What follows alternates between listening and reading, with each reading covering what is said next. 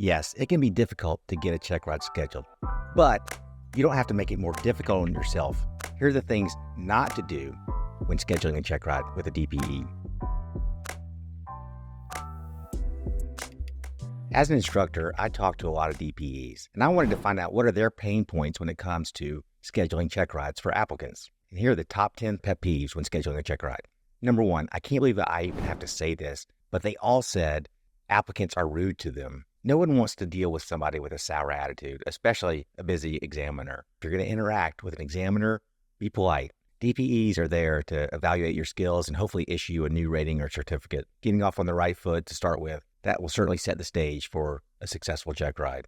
Okay, number two, the power of communication.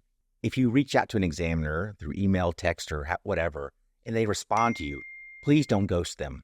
Be timely in your response back to them if they actually have time to respond to you. So many of the examiners said they'll immediately reply to an applicant and then it's crickets. By replying in a timely manner, it shows that you're committed to this process. And if you like this kind of content, I'd appreciate it if you go do a touch and go on the like and subscribe button. Thank you. Okay, number three, too little detail when initially communicating with an examiner. So many DPEs I talked to said they'll get a random text from someone that they don't know that just says, hey, can I get a check ride? On that initial call up, give them the information that they need. That information would be your name, your FTN number, your flight school or where you're training, perhaps your CFI's name, the type of airplane you're going to be in, and what's your time frame. They'd also like to know if there's any special circumstances, like you failed a check ride and you have that 60-day window that you need to hit.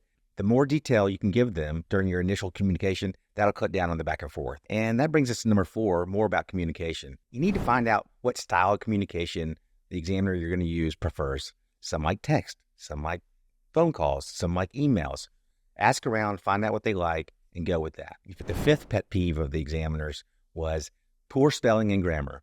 I said this in another video. I'm not the spelling and grammar police, but the examiners, when they get a text or email that is a giant run-on sentence or poorly spelled, it just doesn't show the attention to detail that a pilot should have. Okay, we're halfway through the list. I'd love to know what are some other things that you avoid when scheduling a check ride. Let me know in the comments below. Number six, booking a check ride with multiple examiners. So let's say you want to get your private certificate and you schedule that private exam with 3 different examiners. Some of the examiners I spoke with didn't have a problem with this and some were adamantly against it. The DPEs that were for it and the DPEs were against it, they both did share a common response to that happening. If you're going to do it, you have to cancel the DPEs that you're not going to use in a timely manner. If you wait to the last minute, not only is that unprofessional, but you're taking away a slot from another applicant. It's tough to get a check ride, so don't do this to your fellow pilots. Okay, that's a good segue into number 7, cancellations. Life happens. Emergencies happen. The examiners know that and they understand that. However, canceling last minute should be a last resort. And speaking of time, that brings us to number 8. You need to respect their time.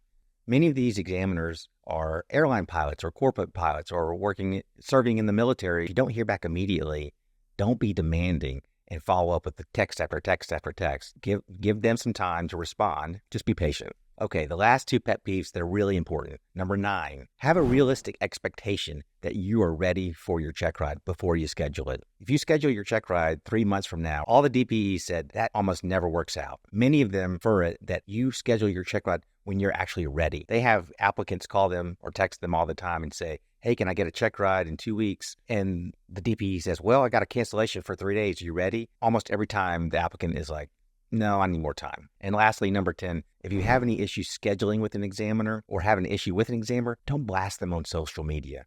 They're online too, and they're going to find out. That's going to hurt your reputation. Just keep it professional. Even if you do everything properly and you get to the check ride and you don't pass, it's not the end of the world. I have a video here why failing a check ride can actually be the best thing that ever happens to you. Safe flying, everyone.